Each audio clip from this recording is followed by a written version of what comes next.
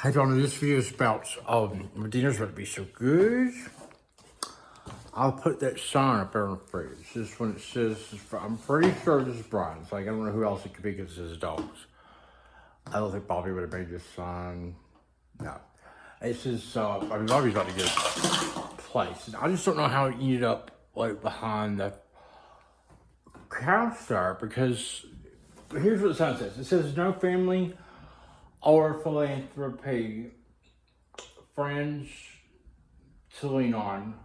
Bezos, Buffett, and Gates will not answer very much, such as I was saying. Something like that.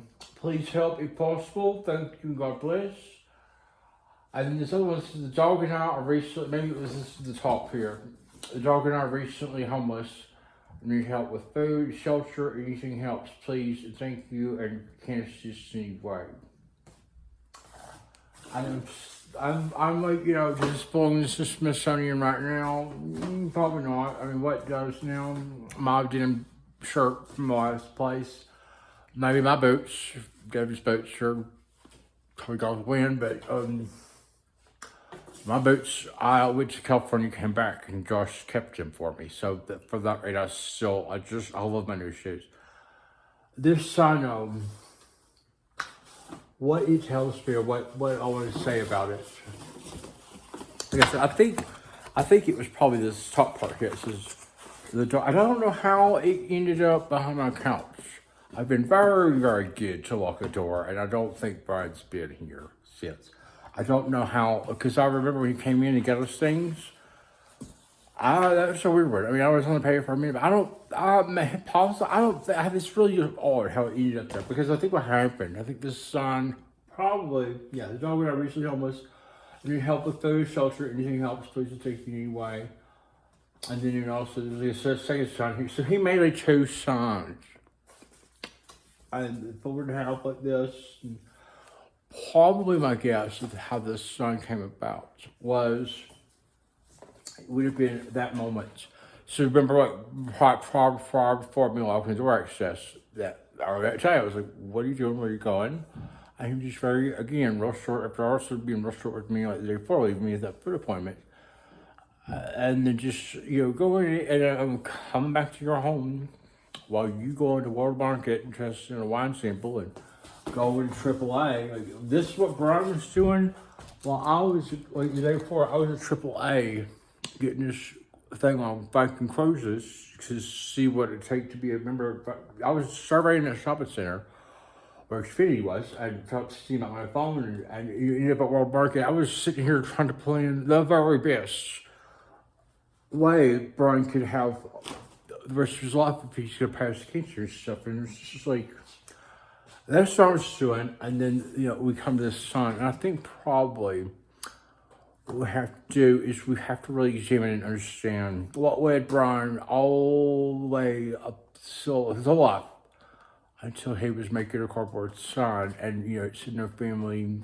philanthropy, and it's to me a little bit of a betrayal, but I was also, he would not give me a chance to communicate anymore.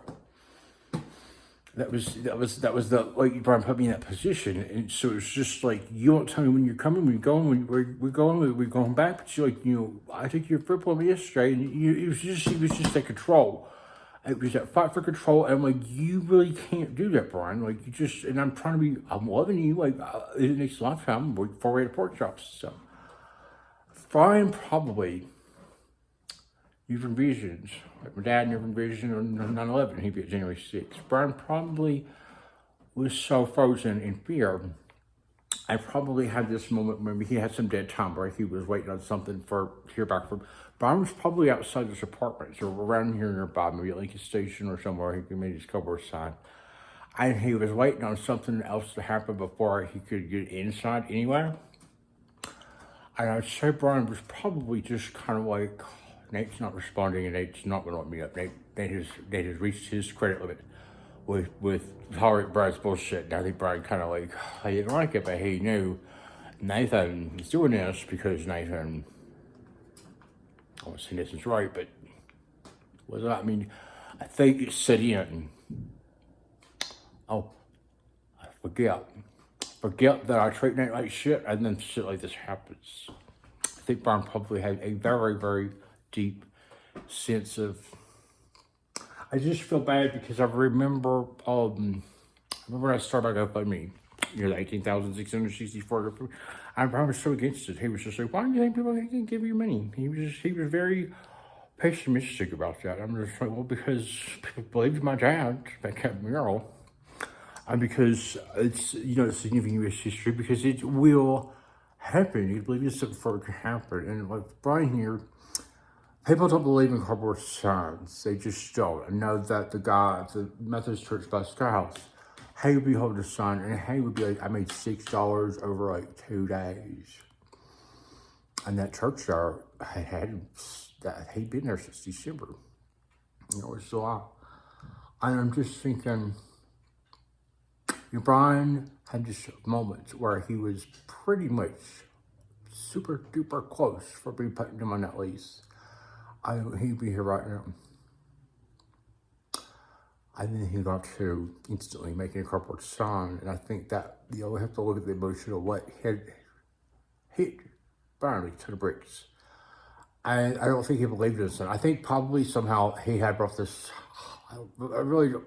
He went up to the car, and I mean, there could have been a transfer of, he had added that sign with him, and he kept it when he was with Chris. They had like a plastic tub or something. Brian probably was like, I'm going to leave this sign with Nate.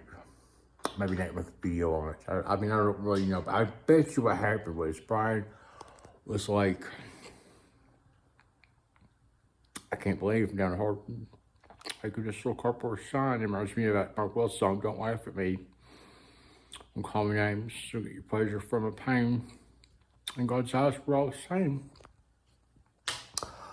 It is, people make these cardboard signs like this. I never made a cardboard sign, ever. I did remember talking about if I'd ever have to panhandle the conditions of why, and that was, I think it's 7-Eleven, right before I started working there, right when I started, and it was, if Devin was in a car wreck in Oklahoma, and Travis, I said, you need to get there right now. I don't give him the money, and I hope he take me with him, but I was just like, that's when I would. Brian just had like the lack of empathy. I didn't have a lack of empathy. Thank you, praise the Lord, and I never got down to making a cardboard sign.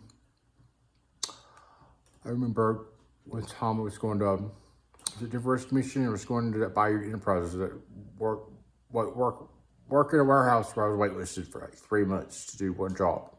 $100 one day. I woke up on a Culver's Day, 5 a.m. and I was just like, oh, it's the shelter, and the fights and the rapes and the smells, and just, I was like, I'm going to work. I was thinking of that song, I Do Cherish You, by Mark Wells, also 98 Degrees, I love that song. I was in love with Devin, saved my life, and my mother, and Crystal Evans, and just, it is still rolling off. It's kind of like when you've been homeless and went through a bathroom, it's kind of like you on a ski slope and you're, whoo, and then I'm still in the, so I'm off the homeless going down the ski, and then I've already, probably San Francisco or somewhere in there, where it's like, I'm in that jump phase, and then I'm coming back. I'm still kind of tumbling down and like processing all this. It's going to take the rest of my life. But Brian also, he didn't write cancer on there. He didn't know for sure. And there's other words here. Well, he had wrote before he had wrote a marker. I mean, he had spent some time on this sign, but he had decided when I think he had came to the States, the sign is not ever going to do me any good. I think he made this association. Oh, I need to. This sign is served its purpose, and I wonder what happened with Brian and this sign. Did he? I don't know. I'll be carried for the best of Brian. I mean, it sucks that I couldn't keep going down that road. I know that, and it's so blatantly. And last thing I would say is how Devin and Brian went homeless. Is something I think Vavitch, I think that's been why Vavitch took so long to get him on that housing voucher list and stuff. Nathan worked promoted 366 days, worked 16 jobs to COVID. His father would cut Jerry 6 and came awful. Brian was homeless the day I met him.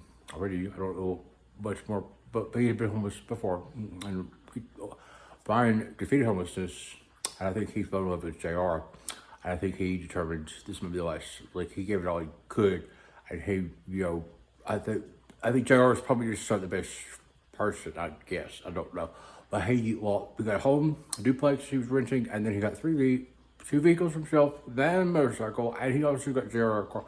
Brian, I think, leveraged too much because he wasn't prepared, right? Maybe JR was just had that thing Devin had, I could get hooked into the Devin spell, I know. I think we recognize and we know there's people like that. Devin can knock on the door right now, and I probably would not be able to resist if he wanted that to happen. How they went homeless though, to getting down to, you never stayed at the rescue machine, you never did anything that Nathan said to do at all. I know you down to homeless cover son, because that's how much you think you have, and it's just kind of like, I don't like to say that, but that's really what happened. I'm gonna say this too, and I might have to do storage space and everything configured, but I want to make this video is going to be unlisted for now, maybe public later. I don't want to do anything to agitate. But I mean, I'll always love this. Falsely fighting cancer and homelessness at the same time without my help for the first time every year right now. But I'm sitting here making my good ginger and sweet tea. I don't have sugar. Brian doesn't have a home or the arms he took for granted. And when you think about, this is a realization I've had to say, it's like, Johnny, you give me money for cigarettes. I'm like, all these relationships I have, and nobody cares what Nathan is going through. All they know is Nathan was homeless, he's living this opulent, seems to be better life, their home they have. And how does it happen? And how it is that strife and that struggle of never having and going without cigarettes plenty of times, and going out to Capitol Hill, I'd go out to 7-Eleven and try to bum one, offer a spare changer, that 7-Eleven now out, try to soft drink for a free trial for cigarettes. Or I would do whatever it took to be my own independence, goal achiever, getter kind of thing, whatever it was. And for Brian, it was just, Nate will take care of me. I can rely on someone else to do it, even though I'm already homeless. And it is that lack of empathy, and it is that, for me, I think a lot about, where our backgrounds came from and our parents, and I think for a lot of it, it's my mother. It's my mother more than Tom Acosta. It just is. Go into that later.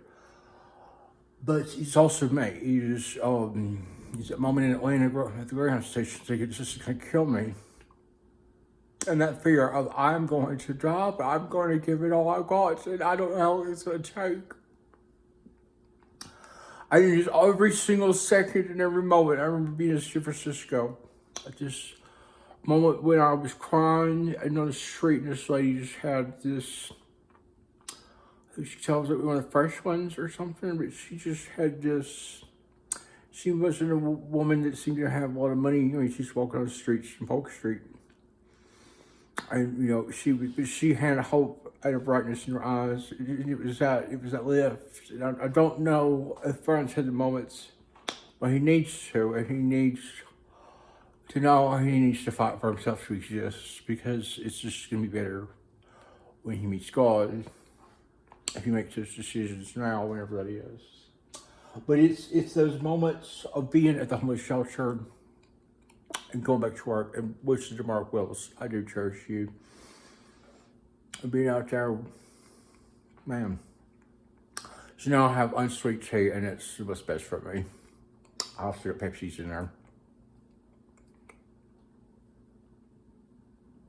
This is what it's like to be the best. This is how it feels to be still number one. You get the same anymore, but you're still the best, and you know it. And you thank God humbly. What Donna did, she said, all the gifts and talents I have are a gift from God. And I'm like, she's right. How about that?